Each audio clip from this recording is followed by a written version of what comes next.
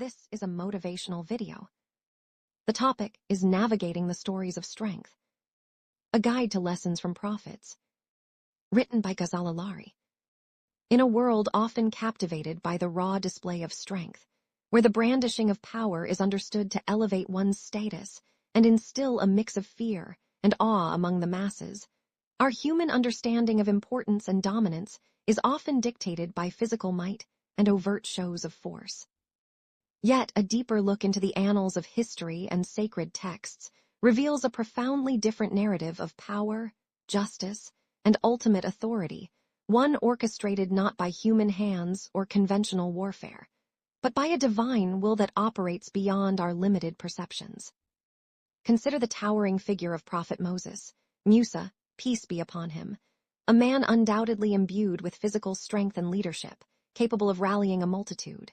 When confronted with the tyrannical Pharaoh and his formidable army, one might expect a grand, epic battle for freedom.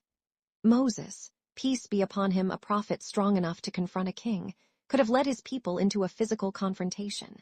Instead, the divine intervention was far more absolute and humbling. God did not engage Pharaoh's army in a man-to-man battle with Moses at the helm.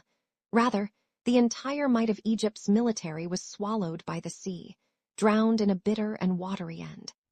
This wasn't a victory of human strategy or strength over another, but a supreme demonstration of God's power over the very elements, making it abundantly clear who held ultimate dominion. Similarly, the iconic tale of Prophet David, Dawud peace be upon him, and Goliath stands in stark contrast to the human expectation of battle. Goliath was the epitome of physical power and military prowess, a giant whose mere presence struck terror into the hearts of an entire army. Prophet David, peace be upon him by comparison, was a mere youth, physically frail and seemingly ill-equipped for a conventional fight. Yet the confrontation was decided not through a wrestling match or a display of swordsmanship on a battleground, but by a single, perfectly aimed pebble from a slingshot. One small stone, guided by divine will, was all it took to fell the mighty giant and decide the destiny of two peoples.